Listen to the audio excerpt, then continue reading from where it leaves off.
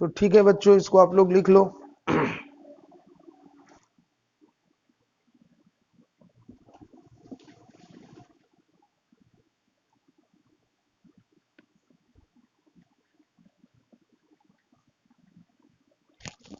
ऐसा ही एक क्वेश्चन है, आईआईटी में पूछा है। बोलता है कि एक मिक्सचर है, बोलता है 100 ग्राम मिक्सचर है, ए 100 gram of a mixture of NO and NO2, है ना। और बोलता है इसमें NO का मोल और NO2 का मोल बताओ। ठीक है, इसमें क्या कह रहा है, NO और NO2 का मोल बताओ। ठीक है, क्या बोल रहा है, मिक्सचर कितना ग्राम है, 100 ग्राम है ना। तो ये अगर 100 ग्राम मिक्सचर है तो इसी 100 ग्राम में कुछ NO रहे होंगे और कुछ NO2 रहे होंगे। बोल रहा है एक मिक्सचर है जो NO है और NO2 है, वो मिक्सचर का वेट कितना है, 100 ग्राम है ना। जो मिक्सचर का वेट है वो कितना है, 100 ग्राम है। तो इसी 100 ग्राम में कुछ NO रहा होगा और कुछ NO2 रहा होगा, है ना। तो मान लेते हैं कि let the weight of NO is equal to X। तो वेट ऑफ NO2 बराबर क्या हो जाएगा, 100 माइनस X। बोलो। और ये जो मिक्सचर का बोलता है इसका वेपर डेंसिटी भी दे रखा है। बोलता है 100 gram of mixture of NO and NO2 which having vapour density 38.3। देखिएगा आईआईटी एडवांस का पूछा हुआ क्वेश्चन है। तो क्या बोल रहा है कि एक मिक्सचर है NO और NO2 का, उस मिक्सचर का वेट 100 ग्राम है। मतलब इसी 100 ग्राम में से कुछ NO रहा होगा और कुछ NO2 रहा होगा।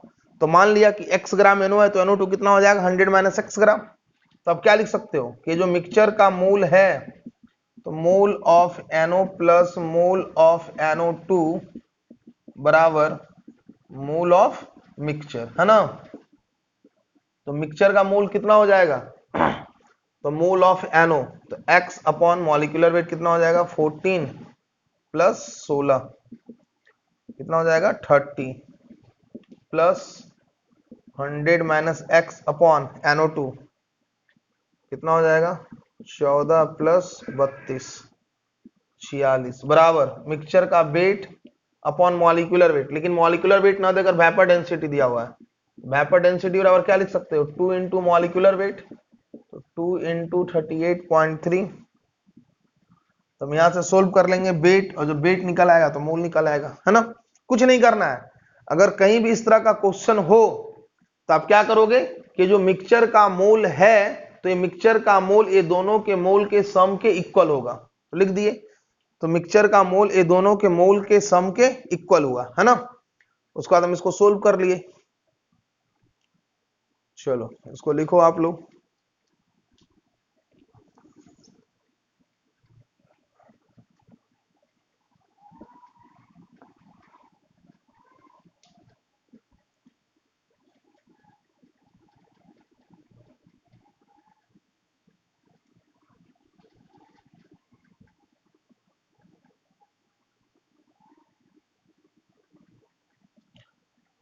अब हम लोग देखो कुछ मोल को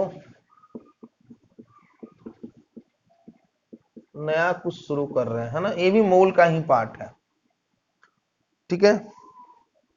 तो देखो हम लोग इसमें पढ़ना क्या है, हम लोग ये जो स्टैच्यूमेट्री पढ़ रहे हैं इसमें हम लोग को पढ़ना क्या है, ठीक है। तो जैसे देखिए अभी तक हम लोग मोल ही पढ़े हैं, तो प्रीवियस मोल और इस मोल में क्या अंतर है। तो अभी तक हम ये पढ़े थे कि अगर 100 ग्राम कैल्शियम कार्बोनेट है तो उसका कितना मोल होगा। हम ये नहीं पढ़े थे कि ये जो 100 ग्राम कैल्शियम कार्बोनेट है ये कितना ग्राम कैल्शियम ऑक्साइड और CO2 देगा। बात को समझना है। मतलब अभी तक हम लोग किसी पार्टिकुलर एलिमेंट या कंपाउंड का मोल पढ़े थे, लेकिन सोचो तो हम लोग जानते हैं कि जब ये कैल्शियम कार्बोनेट को गर्म करते हैं तो ये CaO और CO2 बनता है। तो अगर आपसे ये पूछ देता कि अगर हम इस 100 ग्राम कैल्शियम कार्बोनेट को गर्म करेंगे तो इससे कितना कैल्शियम ऑक्साइड और CO2 बनेगा। ये जो हम 100 ग्राम कैल्शियम कार्बोनेट ले रहे हैं, उस 100 ग्राम कैल्शियम कार्बोनेट के कारण उस कैल्शियम कार्बोनेट का कुछ मोल रहा होगा। मतलब अभी तक हम लोग मोल का चर्चा रिएक्शन पे नहीं किए थे। मतलब ये जो चैप्टर है ये बताएगा कि किसी भी केमिकल रिएक्शन पे किस प्रकार से मुझे मोल का एप्लीकेशन करना है, मुझे किस प्रकार से मोल का यूज करना है। मतलब अभी तक जो हम लोग पढ़ रहे थे कि अगर कोई कंपाउंड ऐसे मान लेते, बोलते थे कि 4.4 ग्राम CO2 का कितना मोल है, लेकिन हम ये नहीं जान रहे थे कि ये 4.4 ग्राम CO2 कितने ग्राम कैल्शियम कार्बोनेट से बन सकता है। हम अभी तक जानते थे कि 1.6 ग्राम CH4 का कितना मोल है, लेकिन अगर आपसे ये पूछ दे कि 1.CH4 को रिएक्ट करने के लिए कितना ग्राम ऑक्सीजन चाहिए, मतलब ये जो चैप्टर है ये मुझे बताता है, मोल का ही पार्ट है, ये बताता है कि ये मोल का एप्लीकेशन किस प्रकार से हम लोग केमिकल रिएक्शन पे कर सकते हैं। मतलब ये बताएगा कि इसे मान लेते हैं कि अगर हम 10 ग्राम कैल्शियम कार्बोनेट को गर्म करेंगे तो उससे कितना ग्राम कैल्शियम ऑक्साइड बनेगा। अगर हम 20 ग्राम अगर हम कैल्शियम कार्बोनेट गर्म करेंगे तो उससे कितना ग्राम CO2 बनेगा। मतलब ये जो है रिएक्टेंट और प्रोडक्ट के अमाउंट के बारे में मेंशन करता है। ये जो चैप्टर है it gives information about how to calculate amount of product and reactant, है ना, if amount of any another component will be given. अगर किसी रिएक्टेंट और प्रोडक्ट में अगर किसी एक कंपोनेंट का अगर अमाउंट दिया हुआ है तो हम दूसरे कंपोनेंट का अमाउंट कैसे निकाल सकते हैं, ये बताना इस चैप्टर का काम होता है। मतलब अगर रिएक्टेंट का अमाउंट दिया हुआ है तो हम प्रोडक्ट का अमाउंट कैसे निकाल सकते हैं, अगर प्रोडक्ट का अमाउंट दिया हुआ तो रिएक्टेंट का अमाउंट कैसे निकाल सकते हैं। समझो बात को। अगर हाँ ऐसा भी हो सकता है कि बोलता कि देखो तो यहां क्या बोला कि 10 ग्राम कैल्शियम कार्बोनेट को जब रिएक्ट करेंगे, जब 10 ग्राम कैल्शियम कार्बोनेट को रिएक्ट करेंगे तो जो CO2 बनेगा वो CO2 का अमाउंट क्या होगा। ऐसा भी पूछ सकता था कि अगर ये 1.6 ग्राम CH4 है तो अगर ये 1.6 ग्राम CH4 है तो इसको रिएक्ट करने के लिए कितना ग्राम ऑक्सीजन चाहिए। अगर ये 1.6 ग्राम CH4 है तो उसको रिएक्ट करने के लिए कितना ग्राम ऑक्सीजन चाहिए। मतलब रिएक्टेंट का वेट देखकर प्रोडक्ट का वेट आपसे पूछ सकता है, रिएक्टेंट का वेट देकर प्रोडक्ट का वेट पूछ सकता है। दूसरा क्या होगा, किसी एक रिएक्टेंट का वेट गिवन हो और किसी दूसरे रिएक्टेंट का वेट अगर निकालना हो। रिएक्शन में ही अगर किसी एक रिएक्टेंट का अगर वेट दिया हो और किसी दूसरे रिएक्टेंट का अगर वेट निकालना हो।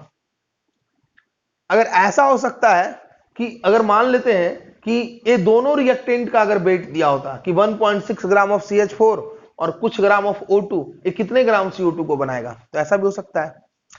मतलब इसमें जो बेसिकली क्या है वो रिएक्टेंट और प्रोडक्ट के बारे में रिलेशन देता है। मतलब रिएक्टेंट का वेट देकर प्रोडक्ट का वेट पूछ सकता है। हाँ, रिएक्टेंट का वेट देकर अगर ऐसा बोलता कि 10 ग्राम कैल्शियम कार्बोनेट कितने जो CO2 बनाएंगे उसका वॉल्यूम STP पर क्या होगा। मतलब इस चैप्टर में बेसिकली ये मोल का ही पार्ट है, तो लेकिन इस अभी तक हम लोग मोल में रिएक्शन के बारे में चर्चा नहीं कर रहे थे। हम लोग किसी क्वेश्चन पे रिएक्शन का चर्चा नहीं करा था। इस चैप्टर में मुझे मोल का एप्लीकेशन रिएक्शन पे करना है। इस चैप्टर में मुझे मोल का एप्लीकेशन रिएक्शन पे करना है। कैसे करना है कि अगर किसी एक रिएक्टेंट का अगर वेट गिवन हो, अगर किसी रिएक्टेंट का वेट गिवन हो, प्रोडक्ट का वेट निकालना हो। अगर किसी एक रिएक्टेंट का वेट दिया हो, दूसरे रिएक्टेंट का वेट निकालना हो। जैसे ये वाला है कि बोलता 1.6 ग्राम CH4 को रिएक्ट करने के लिए कितना ग्राम O2 चाहिए, है ना। मतलब इस चैप्टर में मुझे मोल कंसेप्ट का यूज केमिकल रिएक्शन पे करना है ना। चलिए अब देखिए, हम लोग फाउंडेशन के बच्चे होने की उतना मैं लिखवाऊं, और फाउंडेशन के रहते तो लिखवाते, है ना। लिख सकते हो, है ना। It gives information about how to use mole concept in chemical reaction, है ना, मोटा मोटी है लिख सकते हो। ये जो चैप्टर है मुझे बताता है कि मुझे किसी भी केमिकल रिएक्शन पे किस प्रकार से मोल का कॉन्सेप्ट को यूज करना है ना। तो ये चैप्टर का बताना काम है। आपको दिमाग में याद रखना है कि ये चैप्टर क्या बताता है, कि बेसिकली बताता है किसी भी केमिकल रिएक्शन पे किस प्रकार से हम मोल के कॉन्सेप्ट को यूज कर सकते हैं। ठीक है, तो मोल में क्या आ गया, वेट आ गया, मतलब रिएक्टेंट का वेट देकर प्रोडक्ट का वेट पूछ सकता है, प्रोडक्ट का वेट देकर रिएक्टेंट का वेट पूछ सकता है, एक रिएक्टेंट का वेट देकर दूसरे रिएक्टेंट का वेट पूछ सकता है।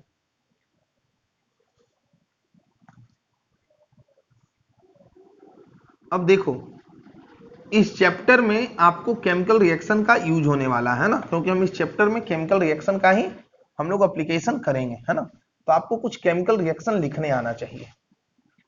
तो मैं आपको कुछ बताता हूं, पहले मैं कंबसन रिएक्शन बताता हूं जो बहुत इंपॉर्टेंट है, मैं उसी के बारे में चर्चा करता हूं। आपको पहले कंबसन रिएक्शन कुछ लिखने आना चाहिए। से कहीं बोलता कि कंबसन ऑफ हाइड्रोकार्बन, है ना, कंबसन ऑफ हाइड्रोकार्बन, है ना। आप लोग को पता भी होगा, मैक्सिमम बच्चे तो जानते होंगे, लोग पढ़े होंगे 12th में। तो अगर मैं बात करूं कंबसन ऑफ हाइड्रोकार्बन, तो कंबसन ऑफ हाइड्रोकार्बन का अगर मैं बात करूं तो अगर ऐसा रहता कि CH4 प्लस O2 CO2, एकदम बेसिक से मैं शुरू कर रहा हूं, प्लस H2O। ठीक है, तो देखो इस चैप्टर को पढ़ने के लिए आपको पहला काम तो रिएक्शन को बैलेंस करने आना चाहिए। हम लोग बैलेंस रिएक्शन पे ही इस चैप्टर का एप्लीकेशन करते हैं। अगर आपको रिएक्शन बैलेंस नहीं करने आएगा तो आप इस चैप्टर को पढ़ नहीं पाओगे, है ना। तो पहला काम तो आपको रिएक्शन को बैलेंस करने आना चाहिए। हम लोग रिएक्शन को बैलेंस कैसे करते हैं मैं बताता हूं। आपको क्या करना है, ऐसे पढ़ना भी है, रेडॉक्स रिएक्शन में हम लोग सेपरेटली बैलेंसिंग भी पढ़ेंगे, लेकिन अभी मैं आपको ऐसे मोटा मोटी बता देता हूं कैसे मुझे बैलेंसिंग करना है। तो कहता है कि पहला काम हाइड्रोजन ऑक्सीजन को छोड़कर, हाइड्रोजन ऑक्सीजन को छोड़कर जो बच रहा है उसको बैलेंस कर लो। ठीक है, हाइड्रोजन ऑक्सीजन को छोड़कर जो बच रहा है उसको बैलेंस कर लो। तो हाइड्रोजन ऑक्सीजन को छोड़े तो कौन बचा, कार्बन बचा। ठीक है, पहला काम क्या कहता है, हाइड्रोजन ऑक्सीजन को छोड़कर जो बचता है उसको बैलेंस कर लो। तो हाइड्रोजन ऑक्सीजन को छोड़े तो कौन बचा, कार्बन बचा। अब देखो तो यहाँ पे कार्बन के कितने एटम है, 1 एटम है, और यहाँ भी कार्बन के कितने एटम है, 1 एटम है। तो कार्बन क्या है, बैलेंस है। उसके बाद हम लोग हाइड्रोजन को बैलेंस करते हैं। तो यहाँ पे हाइड्रोजन कितने हैं, 4 है, और यहाँ पे हाइड्रोजन कितने हैं, 2 है। इसको बैलेंस कर लिया। फिर हम लोग ऑक्सीजन को बैलेंस करते हैं। तो यहाँ पे कितने ऑक्सीजन है, 2, और यहाँ पे कितने, 2। तो 2 और 2 कितना हो गया, 4। यहाँ पे कितना लिख दिए, 4, है ना। आपको बैलेंसिंग आना चाहिए भाई। अगर कहीं पे ऐसा था C2H4 प्लस O2, तो यहाँ पे क्या लिखते हैं आप, CO2 प्लस H2O। क्या बताए, तो पहला काम हाइड्रोजन ऑक्सीजन को छोड़कर, तो पहला काम हाइड्रोजन ऑक्सीजन को छोड़कर जो बचता है उसको बैलेंस करो। तो हाइड्रोजन ऑक्सीजन को छोड़े तो कौन बचा, कार्बन बचा, है ना। पहला काम हाइड्रोजन ऑक्सीजन को छोड़कर जो बचता है उसको बैलेंस करो। तो हाइड्रोजन ऑक्सीजन को छोड़े तो कौन बचा, कार्बन बचा। तो यहाँ पे कार्बन के कितने एटम है, तो यहाँ पे कार्बन के 2 एटम है, और यहाँ पे कार्बन के 1 एटम है। तो 2 से मल्टीप्लाई कर दिए। उसके बाद हम लोग हाइड्रोजन को बैलेंस करेंगे। यहाँ पे कितना हाइड्रोजन है, 4, और यहाँ पे कितना है, 2। क्या कर लिए, 4 कर लिए।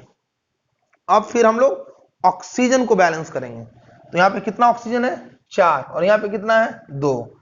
तो 2 2 4 और 2 6, और यहाँ पे कितना है, 2। तो यहाँ पे 3 लिख देंगे, है ना। तो इस प्रकार से आपको हाइड्रोकार्बन का बैलेंसिंग आना चाहिए, और कुछ भी नहीं है। पहला क्या कहता है, हाइड्रोजन ऑक्सीजन को छोड़कर जो बचेगा उसको बैलेंस करेंगे। तो हाइड्रोजन ऑक्सीजन को छोड़े तो कौन बच गया, कार्बन बच गया। फिर हाइड्रोजन को बैलेंस करेंगे, और फिर लास्टली में हम लोग ऑक्सीजन को बैलेंस करेंगे। ठीक है, अब देखो एक छोटा चीज से हम लोग बड़ा कॉन्सेप्ट को डेवलप करते हैं, है ना।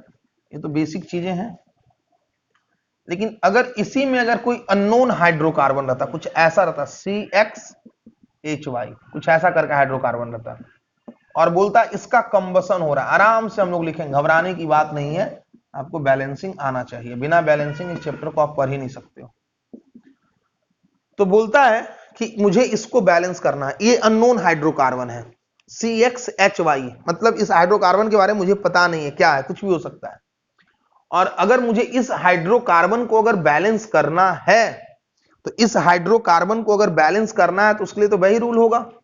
क्या बताएं कि पहला काम हाइड्रोजन ऑक्सीजन को छोड़कर जो बचता है उसको बैलेंस कर लो। तो हाइड्रोजन ऑक्सीजन को छोड़े तो कौन बचा? कार्बन बचा। हाइड्रोजन ऑक्सीजन को छोड़कर जो बचता है उसको बैलेंस कर लो। तो यहाँ पे हाइड्रोजन ऑक्सीजन को छोड़े तो कौन बचा? कार्बन बचा। अब देखो तो यहाँ पे कार्बन के कितने एटम हैं? तो यहाँ पे कार्बन के x एटम है, और यहाँ पे कार्बन के कितने एटम है? तो यहाँ पे कार्बन के 1 एटम है। तो यहाँ पे कार्बन के x एटम है और यहाँ पे कार्बन के 1 एटम है। तो आप क्या करोगे कि वो 1 एटम जो है वो x बन जाएगा। तो आप बोलोगे सर मैं इसमें x से मल्टीप्लाई करूंगा। यहाँ पे कार्बन के x एटम है और वहां पे 1 एटम है, तो पहले अगर उस कार्बन को अगर बैलेंस करना है तो 1 में आपको x से मल्टीप्लाई करना होगा। तो यहां हमने x लिख दिया। मैंने क्या बताया है कि पहला काम हाइड्रोजन ऑक्सीजन को छोड़कर जो बचता है उसको बैलेंस करेंगे। तो हाइड्रोजन ऑक्सीजन को छोड़े तो कौन बचा? कार्बन बचा। तो पहला काम हम कार्बन के नंबर ऑफ एटम्स को बैलेंस करेंगे। तो हम कार्बन के जब नंबर ऑफ एटम्स को बैलेंस करा तो यहाँ पे कार्बन के x एटम और यहाँ पे कार्बन के 1 एटम थे, तो x से मल्टीप्लाई करा। अब किसको बैलेंस करते हैं? हाइड्रोजन को। अब देखो तो भाई यहाँ पे हाइड्रोजन आपके कितने हैं? तो y है, और यहाँ पे हाइड्रोजन कितने हैं? तो 2 है। तो यहां पे अगर आपके हाइड्रोजन y और वहां पे अगर 2 है तो आप क्या करोगे कि 2y बन जाएगा। तो बोलेगा सर कि मैं इसमें y बाई 2 से मल्टीप्लाई करूंगा। तो अगर हम y बाई 2 से अगर हम मल्टीप्लाई करेंगे तो यहां पे हाइड्रोजन y और यहां पे क्या हो जाएगा? y हो जाएगा। बोलो। उसी प्रकार अगर अब आपको ऑक्सीजन को बैलेंस करना है तो यहां पे देखो तो total number of oxygen atom 2x और यहां पे कुछ नहीं मतलब 1 है, तो यहां पे कितना है ऑक्सीजन एटम? तो 2x प्लस y है ना।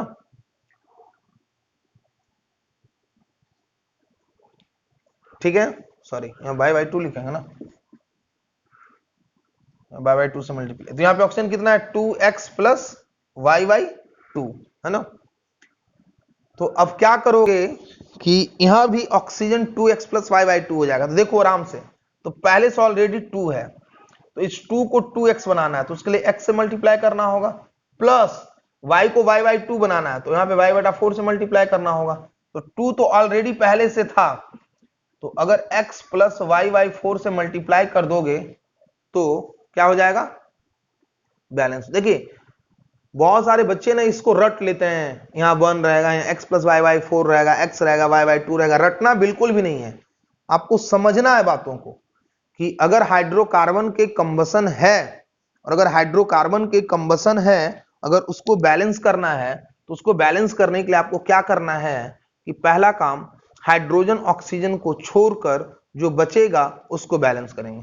तो हाइड्रोजन ऑक्सीजन को हमने देखा छोड़ा तो क्या बचा? कार्बन। हमने कार्बन को बैलेंस करा, फिर हमने हाइड्रोजन को बैलेंस करा, फिर हमने ऑक्सीजन को बैलेंस करा। ठीक है, और भी हम लोग कुछ एग्जांपल लिखेंगे, इसको लिखिए आप।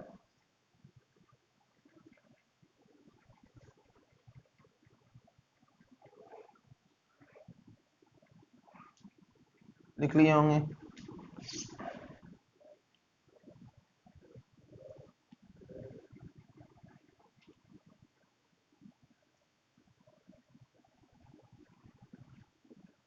अगर कहीं पे ऐसा रहता कि CmHn है ना, इस प्रकार का कोई हाइड्रोकार्बन होता है ना, और इसका अगर हम कंबसन कराते तो क्या बनता? CO2 plus H2O।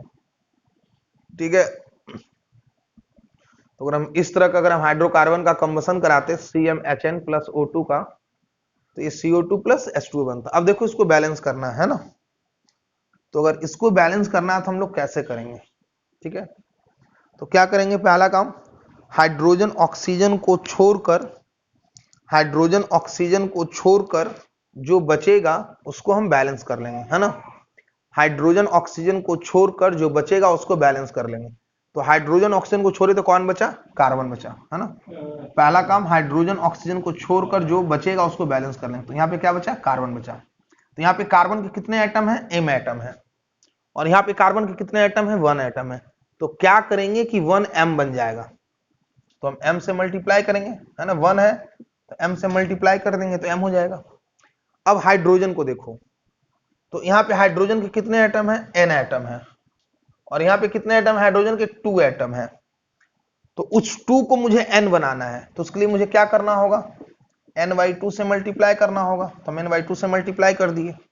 अब ऑक्सीजन पे आ जाओ, तो यहाँ पे ऑक्सीजन कितने हैं, तो अगर हम ऑक्सीजन को अगर हम देखेंगे तो कितने हैं, यहाँ पे 2m है और यहाँ पे प्लस यहाँ कुछ नहीं मतलब 1 है। तो बताया ये दोनों में मल्टीप्लाई होता है, आप लोग को पता होना चाहिए, ये दोनों में मल्टीप्लाई होता है, मतलब 1 × n/2, मतलब ऑक्सीजन के कितने एटम हो गए, 2m + n/2, तो 2m + n/2 एटम हो गए। तो अब यहाँ पे देखो तो ऑक्सीजन के कितने एटम है, 2 एटम है, ऑक्सीजन का 2 एटम है और यहाँ पे 2m + n/2 एटम है। तो क्या करोगे कि 2 जो है वो 2m + n/2 बन जाएगा, है ना। तो यहाँ पे ऑक्सीजन का 2 एटम है, यहाँ पे ऑक्सीजन का 2 एटम है और यहाँ पे 2m + n/2 एटम है।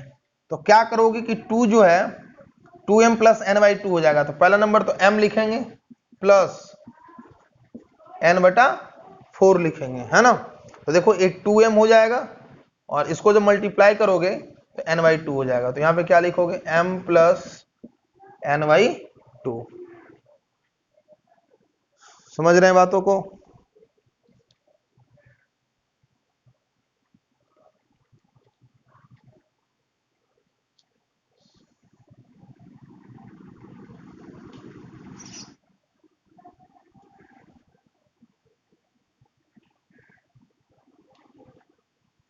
अगर उसी प्रकार अगर रहता है यहाँ पे कंबसन ऑफ CaHV, है ना, अगर इसका कंबसन अगर आपको लिखना होता, बहुत इंपॉर्टेंट है जी, बहुत क्वेश्चन आता है कंपटीशन में। अगर इसका कंबसन लिखना है तो आप क्या करोगे लिखोगे CaHV + O2, क्या हो जाएगा, CO2 + H2, है ना,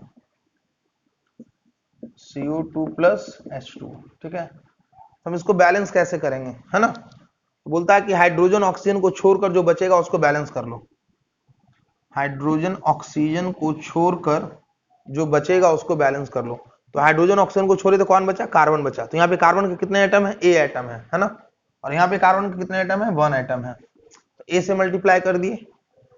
फिर क्या कहता है, फिर कहता है हम लोग हाइड्रोजन को बैलेंस करेंगे। तो यहाँ पे हाइड्रोजन को कितना एटम है, B एटम है, और यहाँ पे कितना एटम है, 2 एटम है। तो क्या करोगे कि 2B बन जाएगा, तो हम लोग B/2 से मल्टीप्लाई करेंगे, है ना जी। तो यहाँ पे हम लोग क्या लिखेंगे, B/2। अब अगर मैं ऑक्सीजन को देख लूं तो यहाँ पे ऑक्सीजन के कितने एटम है, 2A एटम है, और यहाँ पे कितने, 1 × B/2, तो 2A + B/2 एटम है ना। और यहाँ पे ऑक्सीजन का कितना एटम है, 2 एटम है। तो क्या करोगे कि जो 2 है वो 2A + B/2 हो जाएगा। तो पहला नंबर तो हम A से मल्टीप्लाई करेंगे और फिर B/4 से मल्टीप्लाई करेंगे। बोलो करोगे ना, लिखो इसको। तो हम आराम से इसको हम कर सकते हैं, है ना।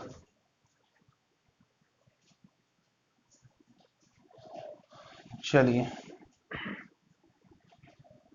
और हम इसको अगर हम आगे लिखें कि कंबसन ऑफ अल्केन, है ना। अब कैसा भी रहेगा तो आप लिख लोगे, थोड़ा सा हम लोग फास्ट इसको हम करते हैं। अगर कहीं पे ऐसा रहता कि कंबसन ऑफ अल्केन, बोलो, तो अल्केन क्या होता है, CnH2n+2 होता है क्या। तो CnH2n+2 प्लस O2 क्या हो जाएगा, CO2 + H2O, ठीक है। अब देखो तो CnH2n+2 plus O2 CO2 + H2O, ठीक है। मुझे इसको बैलेंस करना है। तो अगर मुझे इसको बैलेंस करना है तो पहला काम तो क्या बताए हैं कि हाइड्रोजन ऑक्सीजन को छोड़कर जो बचेगा उसको हम बैलेंस कर लेंगे। क्या करेंगे, हाइड्रोजन ऑक्सीजन को छोड़कर जो बचेगा उसको हम बैलेंस कर लेंगे। तो यहां हम हाइड्रोजन ऑक्सीजन को छोड़े तो कौन बचा मेरे भाई? तो यहां पर अगर हम हाइड्रोजन ऑक्सीजन को छोड़े तो हमारा कार्बन बचा, है ना। अगर हम यहाँ पे हाइड्रोजन ऑक्सीजन को छोड़े तो हमारा क्या बचा? कार्बन बचा। तो यहाँ पे कार्बन के कितने एटम है? n एटम है। और यहाँ पे कार्बन कितने एटम है? 1 एटम है। तो क्या करेंगे कि 1n बन जाएगा, तो n से मल्टीप्लाई कर दिए, है ना। यहाँ पे हाइड्रोजन के कितने एटम है? तो यहाँ पे हाइड्रोजन के 2n + 2 एटम है ना। और यहाँ पे हाइड्रोजन के कितने एटम है? 2 एटम है। तो क्या करोगे कि 2 जो है वो 2n + 2 बन जाएगा। तो हम n + 1 से मल्टीप्लाई करेंगे। तो अगर हम n + 1 से मल्टीप्लाई करेंगे तो ये जो 2 है वो 2n + 2 हो जाएगा, है ना। अगर हम ऑक्सीजन की बात करें तो यहाँ पे कितना ऑक्सीजन है? 2n है। और यहाँ पे कितना है? n + 1 है। तो कितना हो गया ये? 3n + 1। समझिएगा बातों को। ऑक्सीजन तो ये 2 × n, ये दोनों में मल्टीप्लाई होगा, तो ये दोनों में मल्टीप्लाई हुआ तो 2n। यहाँ पे कुछ नहीं तो 1 है, तो 1 × ये दोनों मल्टीप्लाई होगा, ये 1 × n + 1 मल्टीप्लाई हुआ, तो 1 × n + 1 मल्टीप्लाई हुआ तो कितना हो गया? n + 1। तो टोटल ऑक्सीजन कितना हो गया? इसका 2n और इसका n + 1, यहां 3n + 1 हो गया। लेकिन यहां पे कितना ऑक्सीजन है? 2 ऑक्सीजन है। तो क्या करोगे कि 2 जो है वो 3n + 1 हो जाएगा। तो 3n + 1/2 से मल्टीप्लाई करोगे। क्या करोगे? 3n + 1/2 से मल्टीप्लाई करोगे। बोलो। तो आप लिख सकते हो। अगर आपको कहीं पे कंबसन रिएक्शन लिखना है, पहला नंबर तो आप उसको बैलेंस करना होगा। इस चैप्टर में बिना बैलेंसिंग हम लोग क्वेश्चन का यूज नहीं करेंगे। हम लोग पढ़ेंगे पीओएसी, तो वहां पे बिन बैलेंस, लेकिन ज्यादातर क्वेश्चन के लिए हम लोग बैलेंसिंग हमको आना ही चाहिए, और आपको बैलेंसिंग हम सिखा रहे हैं, है ना। तो आप बैलेंसिंग आराम से कर सकते हैं। इसको लिख लीजिएगा आप लोग।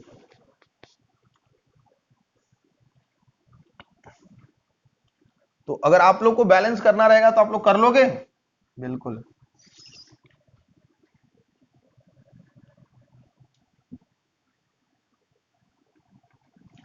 अब चलो देखते हैं थोड़ा सा इस चैप्टर में हम लोग मोल का एप्लीकेशन, है ना। जैसे मान लेते हैं कहीं पे अगर ऐसा लिखा रहे कि CH4 + O2, हम लोग बेसिक जानकारी अब थोड़ा जुटाने का प्रयास करते हैं। HCO2 + H2O, ठीक है। तो इस चैप्टर का हम लोग तब एप्लीकेशन करेंगे जब पहले हमको ये पता हो कि ये रिएक्शन बैलेंस है या नहीं है। अब ये रिएक्शन बैलेंस मुझे दिख नहीं रहा है ना। तो पहला काम होगा इस रिएक्शन को बैलेंस करना। तो इस रिएक्शन को बैलेंस कर लो। कार्बन का एक एटम, कार्बन का एक एटम, हाइड्रोजन 4, हाइड्रोजन 4, ऑक्सीजन 2 और 2 4, ठीक है। मतलब यहां पे अगर CH4 की अगर मैं बात करूं तो अभी ये कितना ग्राम है? 16 ग्राम है। अगर मैं O2 का बात करूं तो ये कितना है? 32 दूना 64 ग्राम है। और अगर मैं CO2 की बात करूं तो ये कितना ग्राम है? ये 44 ग्राम है। और अगर मैं H2O की बात करूं तो ये 36 ग्राम है। मैं ऐसे लिख दिया। कब?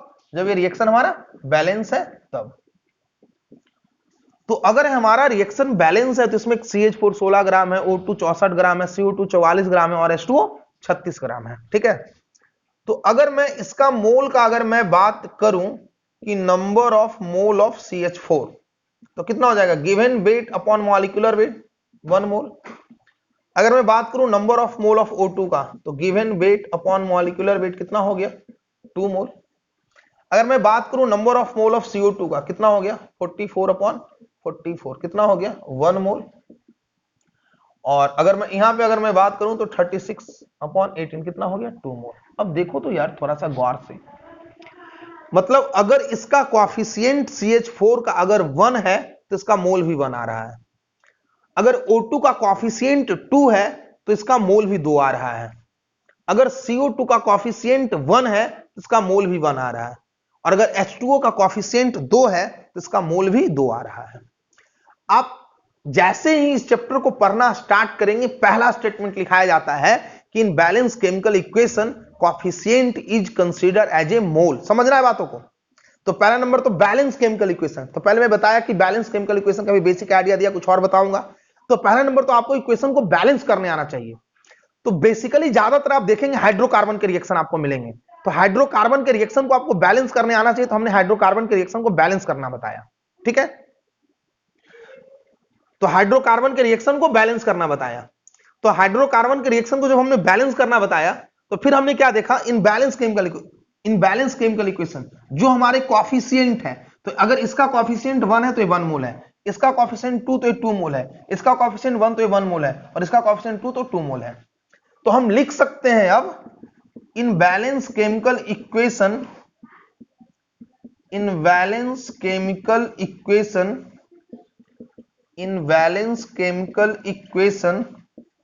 coefficient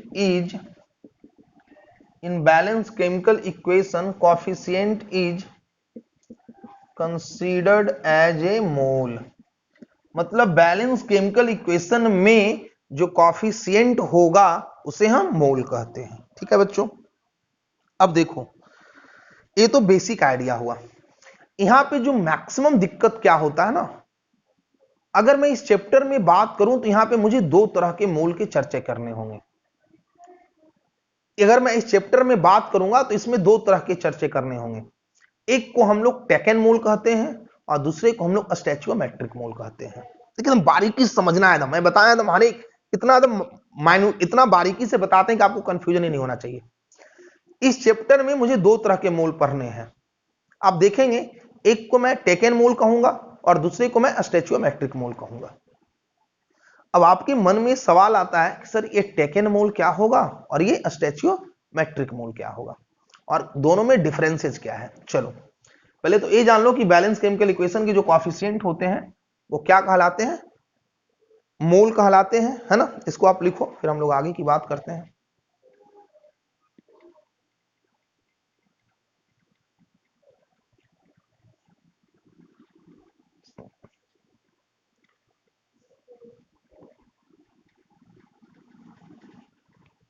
इसको लिखो,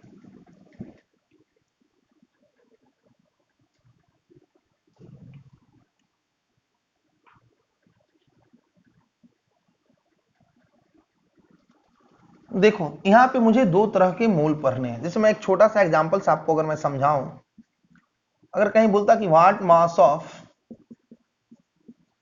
CaO will be produced if 10 gram of calcium carbonate will be heated, है ना।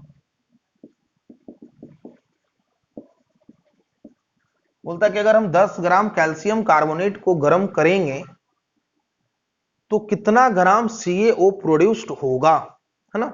देखो तो बोल रहा है कि जब हम 10 ग्राम कैल्शियम कार्बोनेट को गर्म करेंगे, मतलब बस ऐसे कोई क्वेश्चन नहीं है, मैं आपको समझाने के लिए मैं लिखा हूं कि अगर मैं 10 ग्राम कैल्शियम कार्बोनेट को अगर मैं गर्म करूंगा, तो अगर मैं 10 ग्राम कैल्शियम कार्बोनेट को अगर मैं गर्म करूंगा तो उसमें जो CaO प्रोड्यूस्ड होगा, इस CaO का वेट क्या होगा।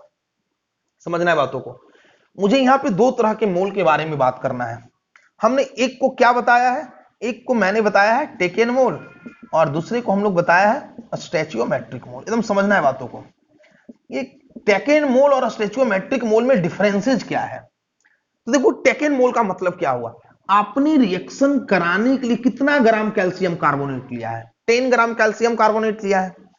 तो अगर आप रिएक्शन कराने के लिए अगर 10 ग्राम कैल्शियम कार्बोनेट लिए हैं तो उस 10 ग्राम के कारण कुछ मोल रहा होगा क्या, बोलो। हमने जो रिएक्शन कराने के लिए 10 ग्राम कैल्शियम कार्बोनेट लिया है, तो हमने जो रिएक्शन कराने के लिए जो 10 ग्राम कैल्शियम कार्बोनेट लिए हैं तो उस 10 ग्राम कैल्शियम कार्बोनेट के कारण कुछ मोल रहा होगा, है ना। मतलब जो टेकन अमाउंट के कारण मोल होंगे उसे हम लोग टेकन मोल कहते हैं। ठीक है, मतलब अगर मैं टेकन मोल का डिफाइन करूं तो मोल ड्यू टू टेकन अमाउंट, है ना। मतलब जो टेकन अमाउंट है, रिएक्शन कराने के लिए जो हम लोग अमाउंट लिए हैं उसके कारण जो मोल होगा।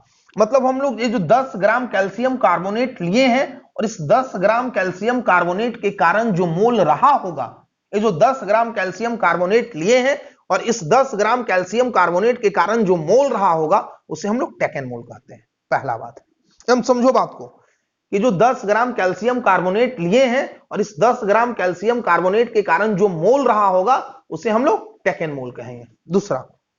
दूसरा क्या है बच्चों, तो दूसरा है हमारा स्टैचियोमेट्रिक मोल।